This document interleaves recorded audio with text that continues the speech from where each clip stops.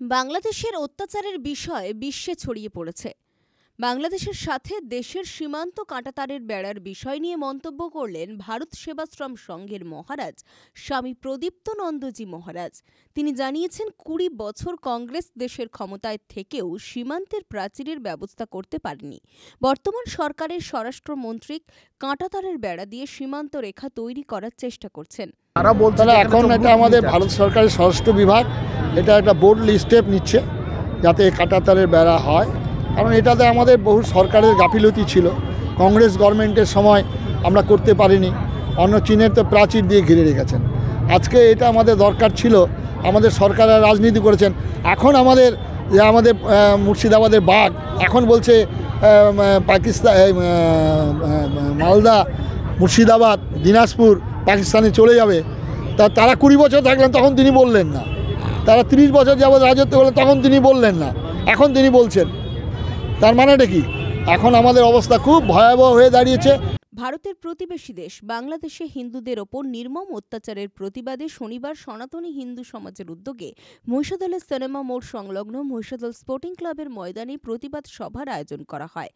বাংলাদেশের যে ধর্মের অনুগামী তারা সে ধর্ম অনুসারে করছেন। আর একটা জিনিস হচ্ছে যে আন্তর্জাতিকের যে অবস্থান, এই অবস্থানে বাংলাদেশ যখন এটা করে, ইন্ডিয়া যখন এর সঙ্গে জড়িত হয়ে যাবে, ইন্ডিয়াকে অনেক ধৈর্য দেখাতে হবে। সেই জন্য ধৈর্য ধরে আছেন। কারণ হচ্ছে তাহলে আন্তর্জাতিক দোষারোপ হবে।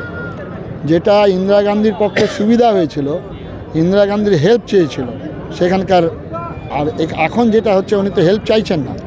আর এটা বর্ডারে যখন এটা তার কাটা দেওয়া হবে তখন যে অনুপ্রবেশের ব্যাপারটা তারা সেটা বন্ধ হয়ে যাবে। সেই জন্যে তারা চাইছেন এটা আমাদের পশ্চিমবঙ্গ সরকারের সঙ্গে যুক্ত হওয়া দরকার, কারণ পশ্চিমবঙ্গের নিরাপত্তার ক্ষেত্রেও এটা খুব দরকার। আজকে যে পশ্চিমবঙ্গের যেভাবে জঙ্গিরা প্রবেশ করছে, খুব ভয়াবহ পরিস্থিতি দাঁড়াবে আগামী দিনে। সেই জন্যে এটা আমার মনে হয় রাজনীতি সব ভুলে আমাদের স্বার্থে, রাজ্যের স্বার্থে, দেশের স্বার্থে এক হওয়া দরকার। সেই সভায় উপস্থিত ছিলেন ভারত সেবাশ্রম সংঘের মহারাজ কার্তিক মহারাজ, মহিষাদল ভারত সেবাশ্রম সংঘের মহারাজ গৌতম মহারাজ সহ অন্যান্যরা। কাঁথিতে কতগুলো মানুষ যাচ্ছেন গাড়িতে করে, সেই গাড়ির ভিতরে একটা ক্যাসেট বাজছিল। সেই তার ক্যাসেট কেন বাজাবে গাড়িতে? ভগবানের নাম কেন হবে? গাড়িতে ভাঙচুর, তাদের ধরে মারপিট করা হলো। এই তো আমাদের বাংলা শুরু হয়েছে, মেদিনীপুর জেলায় কাঁথিতে হয়েছে এরকম ঘটনা। আমাদের মাইক বাজাতে দেওয়া হলো না, তারা 5 বার করে তারস্বরে মাইক বাজাচ্ছেন, আমাদের মাইক বাজাচ্ছে না, মাইক বন্ধ করে দেওয়া হচ্ছে। কোনো বিসর্জন এখন মসজিদের পাশ দিয়ে যাচ্ছে না। যে মসজিদটা রাস্তার পাশে দাঁড় করানো হলো, তারা তাজিয়া বাজাচ্ছেন, তারা মহরম করছেন, তখন তাদের আল্লাহর অসুবিধা হচ্ছে না। হিন্দুদের বিসর্জনের বাজনায় তাদের অসুবিধা, বাজনা বন্ধ করে দিচ্ছে। আমাদের মৃত্যু হলে আমাদের কলকাতার নিয়ে বলো হরি হরি বল বলতে বলতে যাই, খলো হরি হরি বল মসজিদের সামনে বাজনা বন্ধ। ভবিষ্যৎ তার এখন আমরা অপেক্ষা করছি। পৃথিবীর শক্তিধর যে রাষ্ট্র, সেই রাষ্ট্রের যিনি শপথ গ্রহণ করবেন 22শে জানুয়ারি, তখন হয়তো পরিবর্তন হবে। এছাড়া তো আর কিছু নেই। এখানে কোনো আইন নেই, আদালত নেই, মানবাধিকার নেই, কোনো মানুষের যে একটা কর্তব্য মানুষের প্রতি সেইটুকু নেই। এই তো এখানে একটা বাচ্চা অল্প বয়সের বাচ্চা, সে কী ভাষায় কথা বলছে। আমাদের বাচ্চাদের আমরা শিক্ষা দিই, অসতমা সদ্গময় তমসমা জ্যোতির্গময়, মৃত্যুর্ময় অমৃতঙ্গময় আবির্ময় আবির এদি। একটা বাচ্চা যে ক্লাস 5-6-এ পড়ে, সেই বাচ্চাটা কি ভাষায় কথা বলছে? এইটা হচ্ছে তাদের ধর্মগ্রন্থ।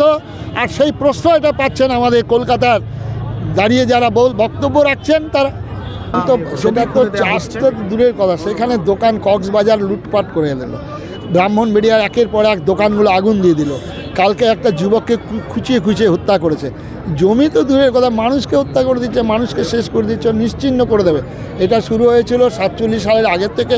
47 সাল, তারপরে হলো 55 সাল, তারপরে হলো 64 সাল, তারপরে হলো 71 সাল। এ তো আসছেই। আর তারা তো এটা বলছেন, তারা তো প্রকাশ্যে বলছেন, তারা তো লুকিয়ে চুরিয়ে বলছেন না, প্রকাশ্যে বলছেন। তবে মিডিয়া বন্ধুরা যে আজকে এটাকে তুলে ধরেছেন, এটাই বড় ভালো জিনিস, যে সবাই মানুষ আজকে দেখতে পাচ্ছে, বুঝতে পারছে, যেটা আমরা এর আগে বুঝতে পারিনি।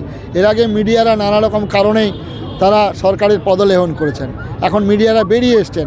এখন সরকার বড় নয়, বড় হচ্ছে আজকে আমাদের বাংলাকে রক্ষা করা।